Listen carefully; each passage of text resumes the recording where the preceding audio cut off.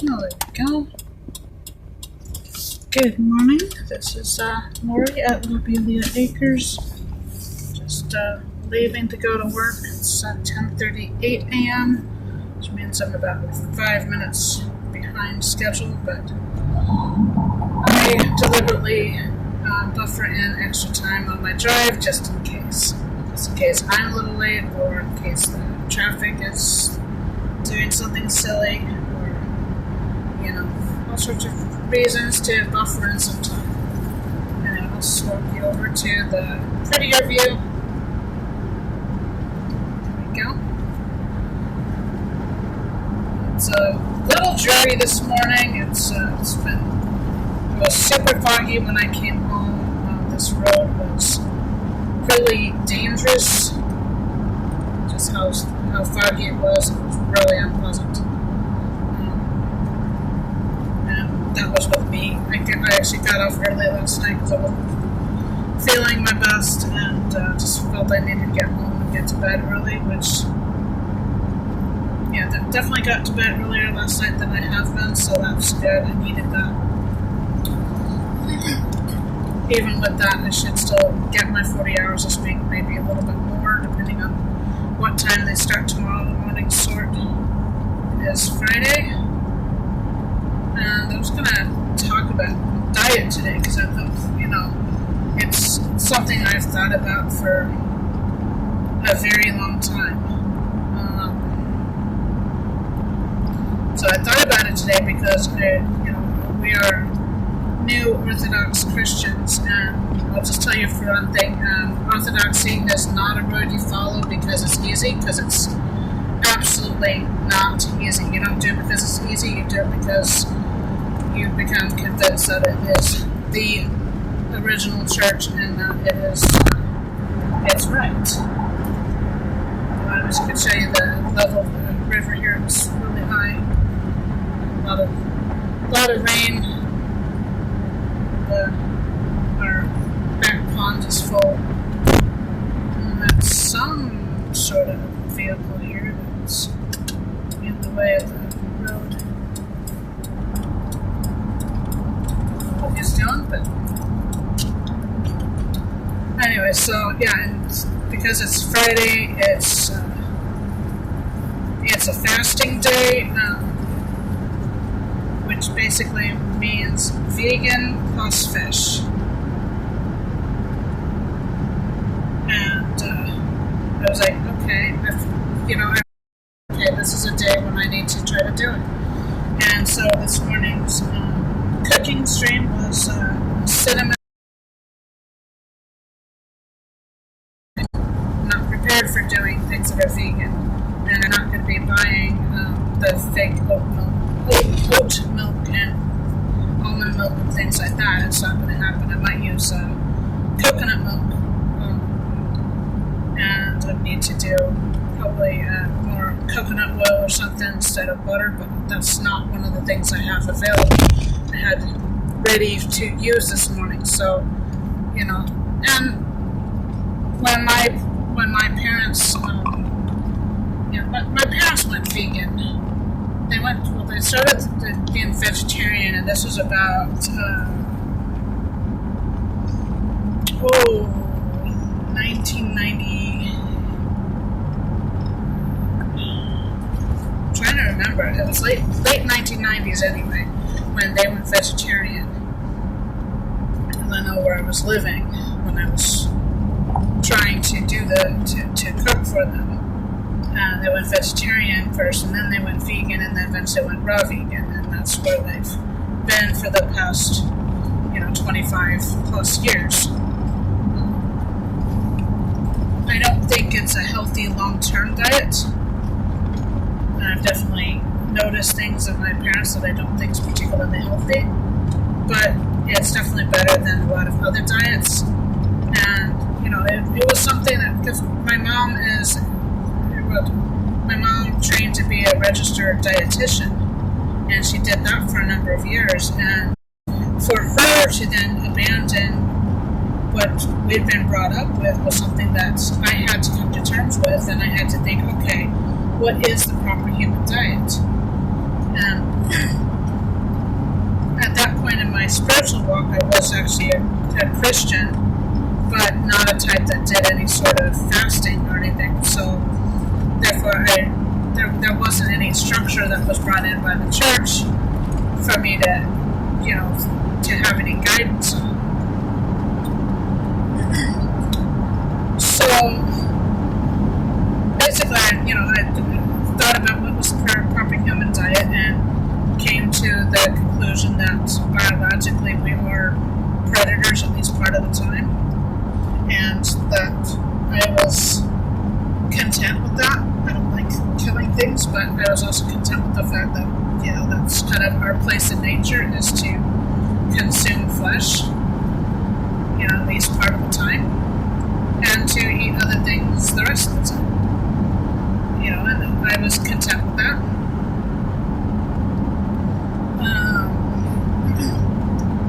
Eventually I started looking at it more from an evolutionary point of view, as what the human is biologically designed for. And every time, every step of the way when my parents made another choice, or I had a friend that made that choice, I had to kind of re-examine it.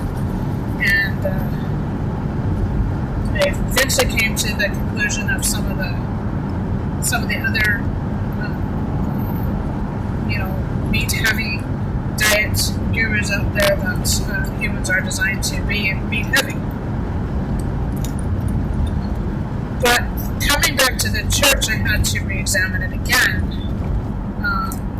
The Catholics aren't particularly difficult, especially in the post-Vatican II level, because they just do meatless Fridays and Lent and a few other fasting days, and you're supposed to do it under penalty of mortal sin. The pre-Vatican II types do observe more strict fasting. They meatless Fridays, but not completely meatless. They are fish Fridays, and that is true for them throughout the year. And then they have other fasting seasons too, like particularly in Lent, possibly in Advent. I'm not actually sure on that. I wasn't SSPX long enough to know that. I had a lot of trouble with my phone staying in place today. It likes to jump for any time I bounce on anything. So bear with me if I fall on the floor, and if it falls on the floor, there's not much I can do about it. So come to a stop and pick it up and maybe continue, or we'll just have to wait and see what happens. But anyway, Orthodoxy has a much more, I'd say, strict but not necessarily rigid, because at the end of the day, it's something that you take up with your spiritual father, which is normally the priest of your parish. There are exceptions. But,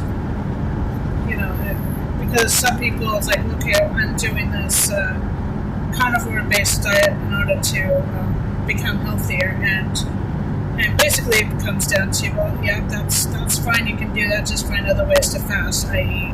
maybe you don't have ribeyes on Fridays, instead you have just ground beef, maybe no bacon, that sort of thing. You just, because the point is to give up something, and Fridays are one of those days because it's the day that Jesus suffered. I'm not sure why Wednesday's the other day, but it is the other day. And we're right now in the season of Advent. Advent, but not quite Advent. I mean, I guess the Orthodox Advent's a little bit different from the Catholic Advent. Catholic Advent is strictly the 4 Sundays before Christmas, and the Orthodox Advent starts on the 15th of November.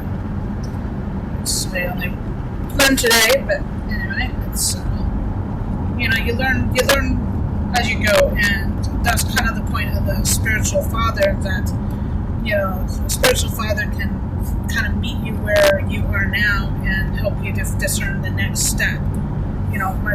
Like I said, my parents, they didn't go vegetarian, they didn't go vegan whole hog. They started out being vegetarian. They started out giving up small things and replacing with other things. They didn't just do it all cold turkey. You can't do that. I'm sure there are people that do and do a good job of it, but it's harsh, and you can easily just give up because you're being too rigid about it.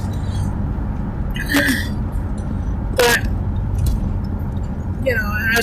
so I've been kind of struggling with this, thinking, okay, what do I do with this? I mean, I believe that I'm healthier when I'm eating less bread and less carbs in general. I'm not particularly keen on a lot of vegetables, and since learning that a lot of the vegetables have, defense mechanisms that make it difficult to digest properly, that's something I have to think about, But I finally came to the conclusion that, if the church is the one true church, based on the one that Jesus himself, began,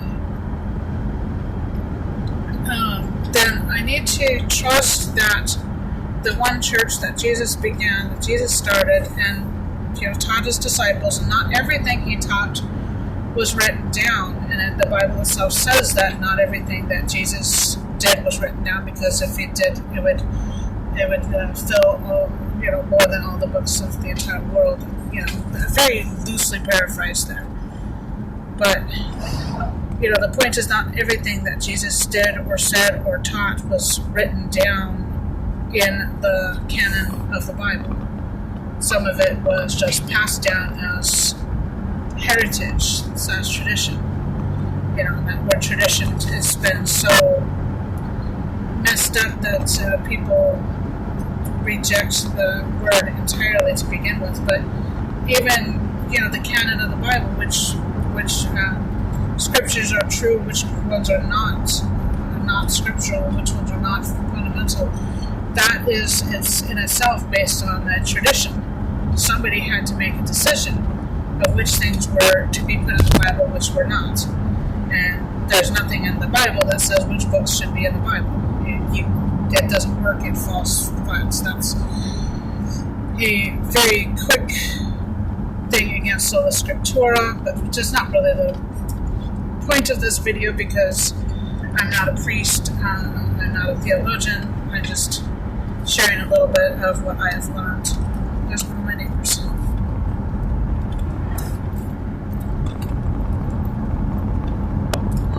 Again, reset that phone.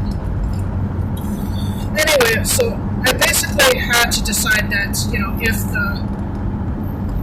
if the church is based on what Jesus taught, and we have these fasting days, that there are, first of all, the reasons behind it is not just to make life difficult, but we're to give some sacrifices for our spiritual benefit.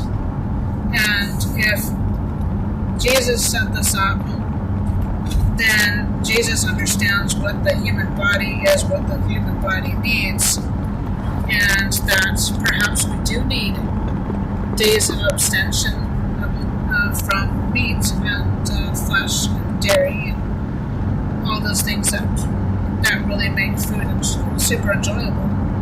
And yes, you can say that vegans have a lot of spices, and they do have a lot of spices because they don't have as many of the fats to give the food flavor. So they have to have spices or sugar. Sugar, of course, is bad for you anyway. I would probably argue that fasting days should probably be low sugar days. They didn't have the refined sugar in those days that we have nowadays. They did mostly honey, especially in that part of the world. They did mostly honey. And honey is less sweet to the palate. So I think if that diet was established today, it would probably be free of refined sugars as well. But it's not, because that's not what was there then, and I have to trust again that Jesus knew what he was talking about and set up the church the way that he wanted it, and there was probably some instruction that he gave to the disciples on a daily basis that that I didn't include in the writings because it wasn't considered to be super interesting. You don't, in your day-to-day stuff, I mean, like this drive to work, I'm not commenting about the lines on the road because everybody sees the lines on the road. It's one of the most fundamental things. Most beginning drivers don't even have to think about learning it because they've always been within the lines on the road. So you don't talk about it. So you might not talk about the weekly fasting because it was such a common thing. There's probably some Judaic thing that preceded the Christian fasting. I don't know anything about that. So basically, it comes down to the fact that I've decided that if I'm going to trust the church with everything else in my life, I should also trust it with fasting. And if it's asking me to fast, I should at least try. I should at least make that progress towards it. So rather than getting out the eggs and bacon and stuff this morning, and I decided that I was going to adhere to this and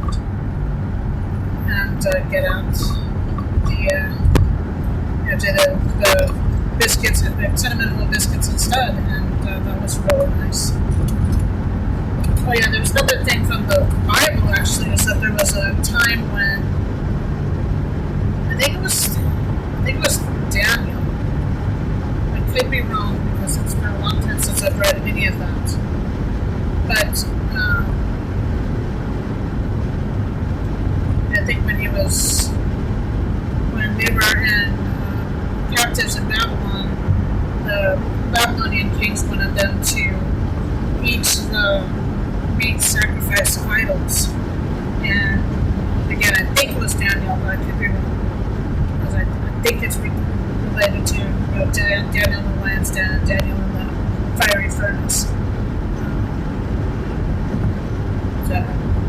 Shadrach, Meshach, and Abednego. But really pulling at memories because I haven't read this in probably 25 years. Anyway, I've got the person wrong. The basic story is the same. That he was asked to eat the meat sacrificed to idols, and he basically said, "No, give me vegetables, fruit, and stuff." And they were like, "Oh, you're gonna die if you have this diet." And he said, "No, my God will preserve me on this vegan diet." And he did, and he not only survived, but he thrived. There's a dead dog. That's sad. So what happens when they're not taught to not chase cars? So my dog's going to need to learn. Although I think he's only chasing me, but I'm saying I'm going to teach him not to do that. And involve my daughter with that tomorrow. But, so yeah, so there is actually a scriptural precedent to go for a time of fasting without having meat.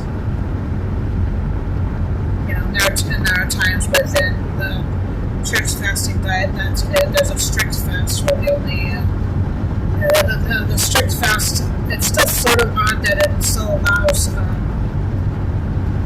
shellfish. Fish without a spine.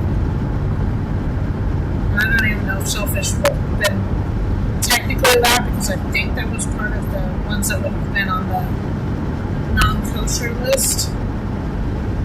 But I'm still learning. This is all new to me, and I'm just making small steps towards what I've been asked to do. So work on developing a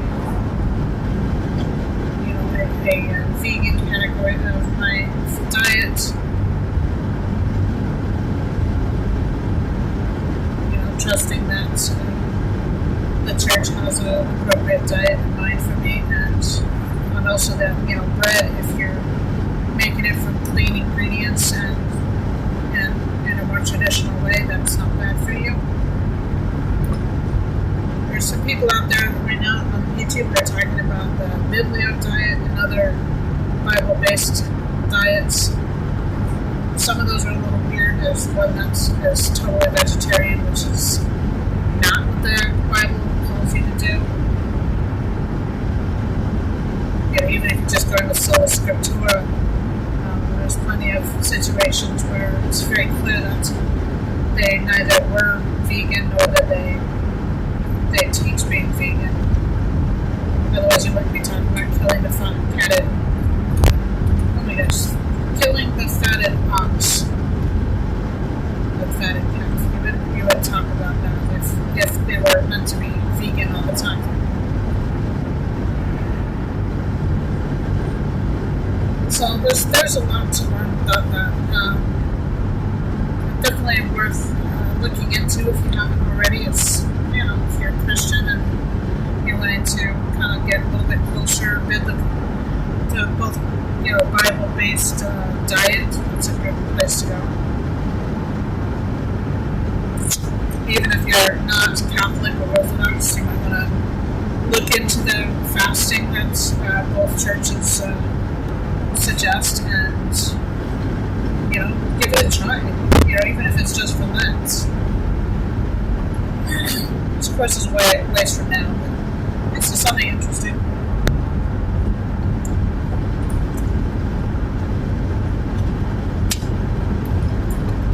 A lot of the push towards vegetarianism is based on animal rights or something like that, and I know it better than I pretend, because I've read all the arguments for being vegetarian and vegan. There's a very good book out there called The Vegetarian Myth by Leah Keith. I actually brushed shoulders with her on Facebook at one point. We had a common friend who has since sadly passed. But she's an interesting person, and she could go through every single argument of vegetarianism, and she comes at it having been vegetarian. She was vegetarian for like 20 years. And came out of it, and she shares, not only her reasons, but why each of the vegetarian claims are not very useful. And the thing is, I've heard at least one person in my intimate circle pushing each of her reasons at least once. So, it's not just it. She's not making up straw man arguments. She's literally sharing what actual vegetarians and vegans push and why, as well as why they don't work. Anyway, highly recommend The Vegetarian Myth by Leah Keith. The only thing in the entire book that I disagreed with her on was her idea of what the optimal population of the world is. And that opens another kettle of fish, which I don't want to deal with today. Something I do have strong opinions on as well. And, just, feel free to have your own opinions. I'm not interested in debating them in the comments, because I'm not that type of person. I don't enjoy debate. I don't enjoy arguing in any sort of fashion. I utterly despise it. And sometimes I do see that as quite a weakness of mine, but it has to do with a lot of personal things, I think. I don't deal with conflict very well.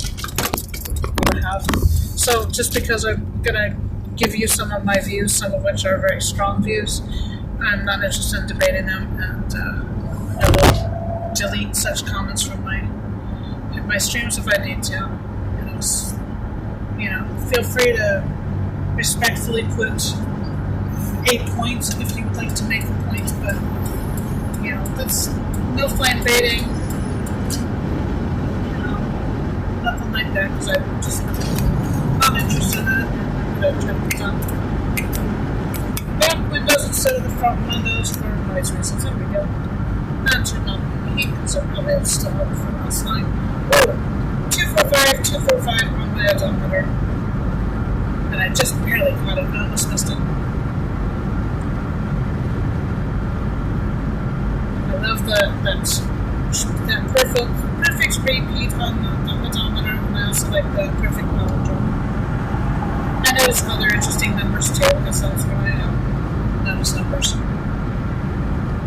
245 also represents one of the main reasons I'm picking up streaming is because I need to get ready to buy a new car because this 2004 car is only rated for, well, I shouldn't say rated, but other people have experienced that the engine lasts around 250,000 miles, and we're going to hit that before the end of January.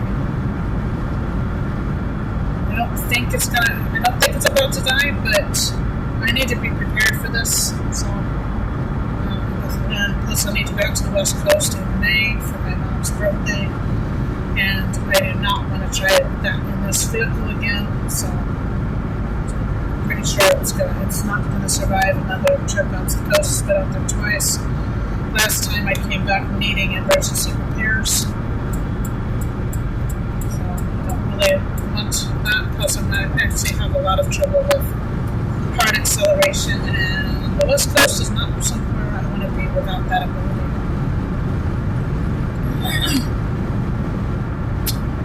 So, it's one of the reasons I'm streaming, because I need to pay for a new car. Which also means paying out my credit card, which at the moment is only being used for emergency car repairs, but I've still got a couple of years of emergency car repairs on there that need to come off, and I just haven't had time, haven't had the spare cash. It should be paid off with the next tax refunds, so there's a couple of other things that need to be done with that money too, so like down payment on my next used car, because I'm not doing a new car. I'm not spending tens of thousands of dollars, so it's going to be a budget one that's going to be maximum $5,000 before less. I don't have that kind of money to make a payment, an extra payment of about $100 a month. But once the credit card's paid off, then that frees up some money, and so once another expense that will be going away in spring as well. That's another $100 per month. So that there actually does pay for a car payment, but I don't want to do more than that. I have to go north and clean out a storage unit. That'll save another $70 a month.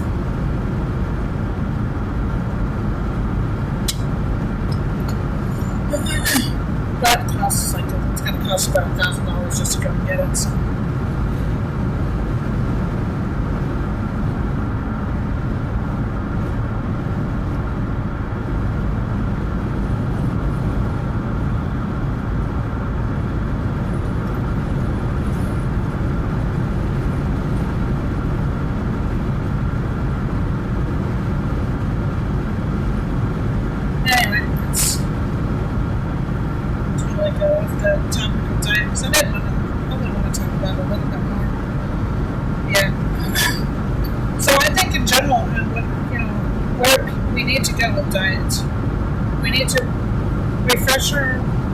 Refresh our minds of the messages of the Bible, the messages of the church, and work more on adhering to those, both the good and the bad. I mean, there's good things, and that's, alcohol is not forbidden except on particular fast days.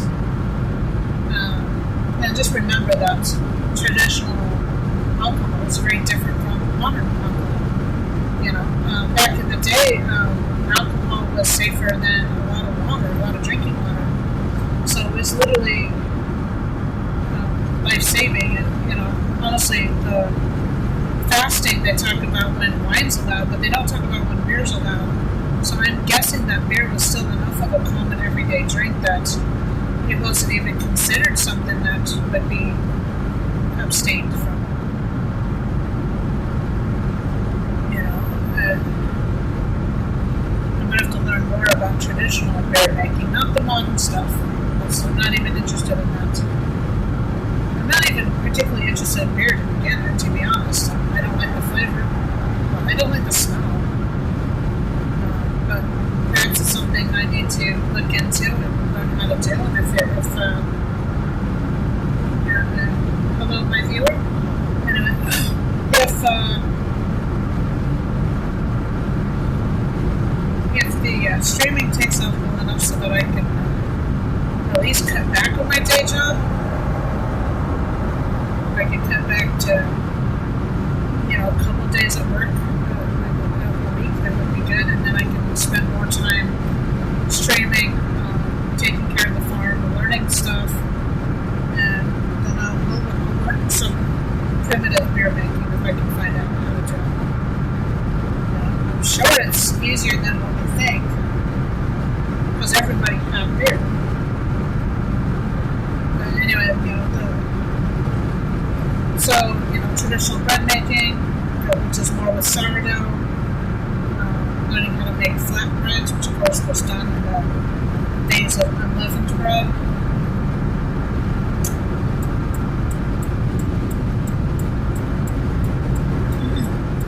But even, yeasted bread, that's as old as time itself.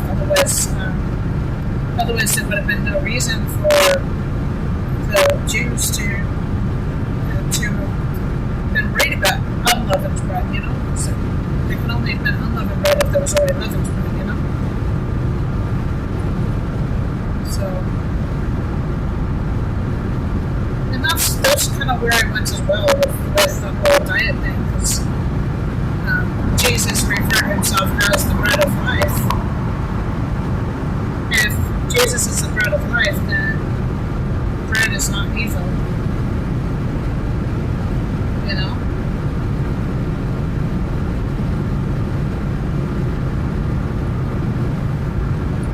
It can't be a bad thing if Jesus recommends it. If Jesus took the bread and the fish, blessed it, and multiplied it, that means that bread can't be bad. And bread's one thing that is always allowed throughout the year, even on the strictest of fast days, although you might not be allowed to use oil in it. So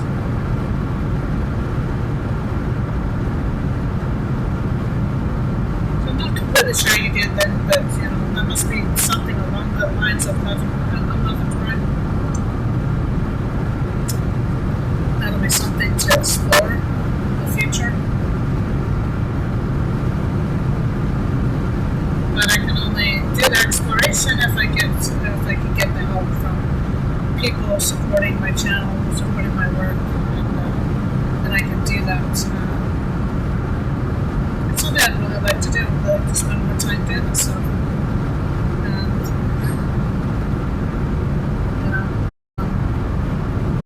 And people also do their own thing, so you would have vegetables. And I guess again, it's why they didn't, at the fasting days, they didn't say no alcohol, they just said no wine. They said no wine, they don't say no alcohol. Because a lot of things would have been preserved in alcohol or with alcohol or become alcoholic.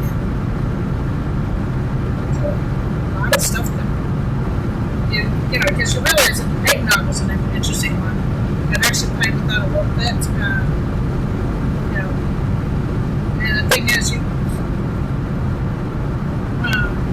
if you've got a glut of eggs, you need to use them somehow. You gotta preserve them, and there's a number of ways you can preserve them. But one way you can preserve almost anything is with alcohol. So if you preserve your egg yolks, perhaps in alcohol.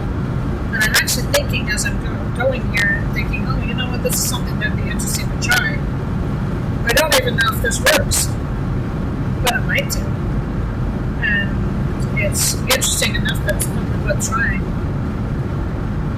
So you preserve your eggs in alcohol. Oh, I want to try this. I want to try this.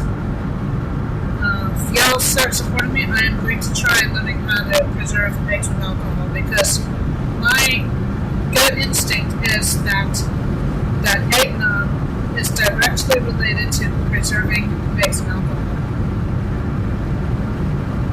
The problem is it's really difficult to research such things, because particularly online, anytime you research anything with alcohol, it always talks about all the bad things about alcohol.